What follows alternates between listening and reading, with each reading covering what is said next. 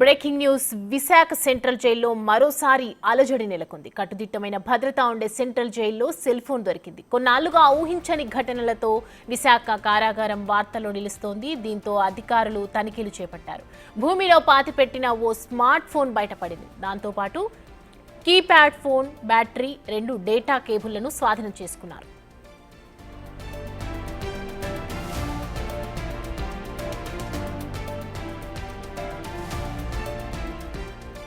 Central జైల్లోకి cell phone ఎలా వచ్చింది, ఎవరు వాడుతున్నారు, ఎవరు తీసుకొచ్చారు, ఎక్కడికి ఫోన్లు వెళ్తున్నాయి, ఇలాంటి ప్రశ్నలకు సమాధానాలు దొరకాల్సి ఉంది. అయితే ఈ ఫోన్ కోలా హేమంత్ కుమార్ కోసమని జైలు అధికారులు అనుమానిస్తున్నారు.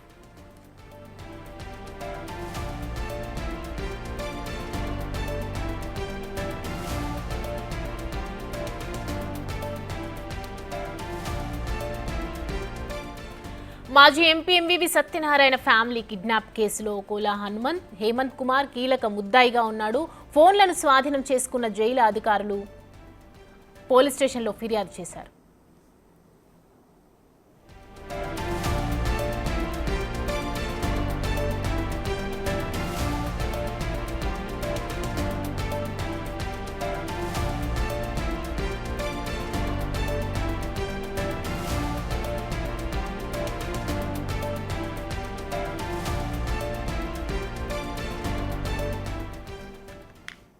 ఇదే అంశానికి సంబంధించి మరిన్ని అప్డేట్స్ మా ప్రతినిధి రాజు అందిస్తారు. రాజు, సెంట్రల్ జైల్లో ఫోన్స్ అలాగే బ్యాటరీ, కేబుల్స్ అన్నీ దొరికినట్లుగా కనిపిస్తున్నాయి. దీని వెనుక కారణం ఎవరై ఉంటారు అనేది ఇంకా తెలియాల్సి ఉంది. సో పూర్తి అప్డేట్స్ ఏంటి దీని గురించి?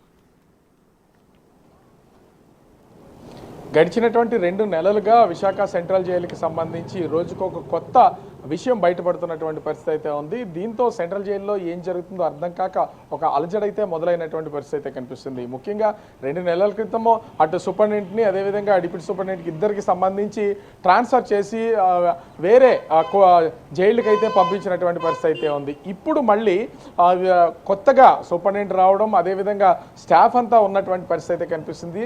అయితే గడిచిన 4 రోజుల క్రితం విశాఖ సెంట్రల్ జైలుకి సంబంధించి వార్డర్స్ దాదాపుగా 33 మంది వార్డర్స్ ఆందోళన చేసిన కుటుంబ సభ్యులు ఆందోళన అయితే చేశారు.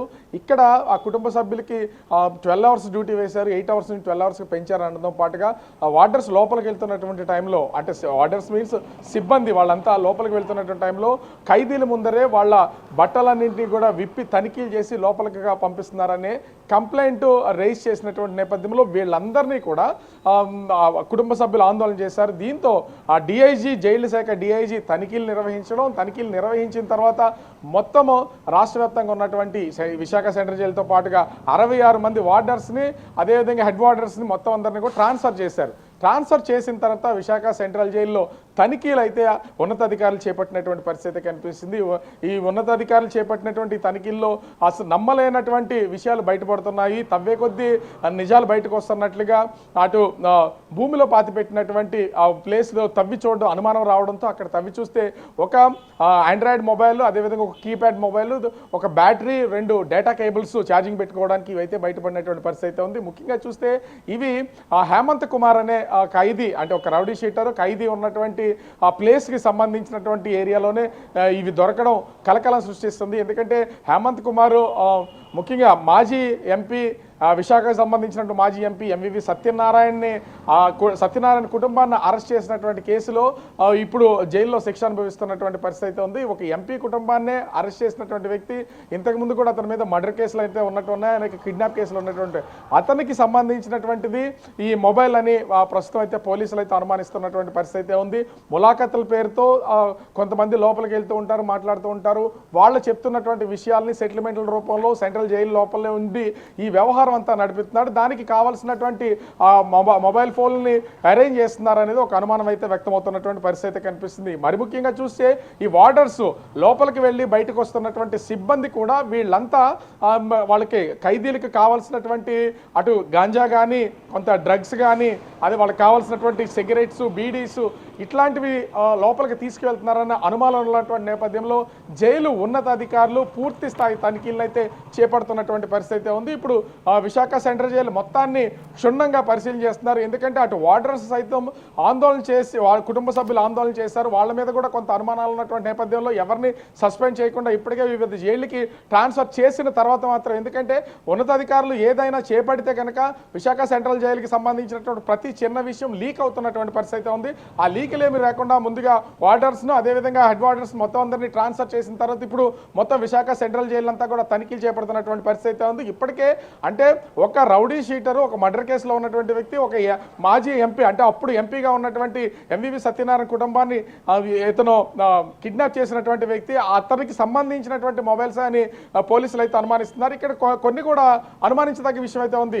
అప్పుడు అంత రాద్ధాంతం చేసినప్పుడు ఎంపీ కుటుంబాన్ని కిడ్నాప్ చేసిన పరిస్థితుల్లో రాద్ధాంతం చేసిన తర్వాత ఇంత వ్యవహారం జైల్లో నడుపుతున్నాడంటే అంటే గత ప్రభుత్వ హయాంలో ఉన్నటువంటి అధికారులు, జైలుకి సంబంధించినటువంటి అధికారులు, సిబ్బందులు కూడా అటు ఈ హేమంత్ కుమార్కి పూర్తిగా సహకరించారనేది ఇక్కడ స్పష్టంగా అర్థమవుతున్నటువంటి పరిస్థితి అయితే ఉంది. మరి ఇంకా తనిఖీలు అయితే కొనసాగుతున్నాయని చెప్తున్నారు. ఇప్పటికే ఈ దొరికినటువంటి సెల్ ఫోన్లు అంటే 2 సెల్ ఫోన్లోనూ ఏ విధమైనటువంటి సిమ్లు అయితే లేవు, వాటిని భూమిలో పాతిపెట్టారు. కేబుల్స్, బ్యాటరీ, 2 సెల్ ఫోన్లు ఉన్నటువంటి నేపథ్యంలో వాటిని ఆరిలో పోలీస్ స్టేషన్లో పోలీసులకు అప్పగించి కేసు నమోదు చేయడం అయితే జరిగింది.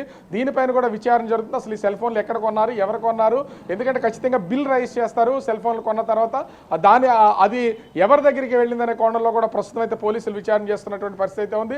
విశాఖ సెంట్రల్ జైల్లో ఇంకా తనిఖీలు కొనసాగుతున్నాయి. ఇప్పటికే ఒక సెల్ ఫోను, అదేవిధంగా 2 సెల్ ఫోన్లు, డేటా కేబుల్, బ్యాటరీ దొరికినటువంటి నేపథ్యంలో అవి రౌడీ షీటర్ హేమంత్ కుమార్ అని అనుమానిస్తున్నటువంటి నేపథ్యంలో ఇంక ఎన్ని బయటపడతాయో, విశాఖ సెంట్రల్ జైల్లో ఎన్ని చిత్రాలు జరుగుతాయి అనేది ఇప్పుడు పెద్ద అనుమానంగా దారితీస్తున్నటువంటి పరిస్థితి కనిపిస్తుంది.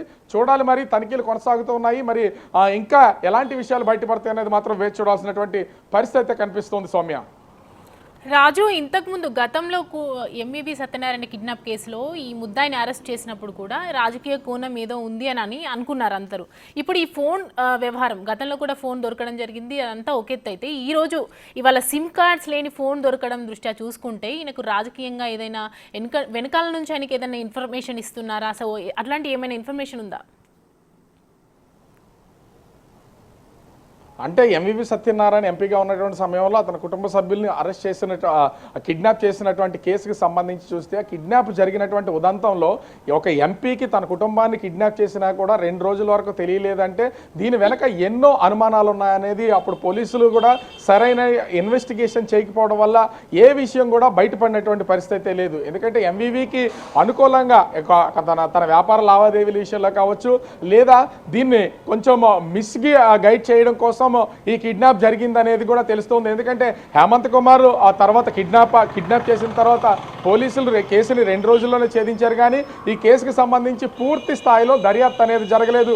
కూటమి ప్రభుత్వం అధికారంలోకి వచ్చిన తర్వాత స్వయాన రాష్ట్ర హోంమంత్రి వంగలపూడి అనిత కూడా ఈ మాజీ ఎంపీ ఎంవివి సత్యనారాయణకి సంబంధించినటువంటి కుటుంబం కిడ్నాప్ కేసుని మళ్ళీ మేము రీఇన్వెస్టిగేషన్ చేస్తాం, దీని మీద కేసుని మళ్ళీ రీఓపెన్ చేస్తామని చెప్పినటువంటి పరిస్థితి కనిపిస్తుంది. అంటే అప్పట్లోనే ప్రభుత్వంలో ఉన్నటువంటి పెద్దలు, అధికారులు వీళ్ళంతా కూడా హేమంత్ కుమార్కి సహకరించారని తెలుస్తుంది.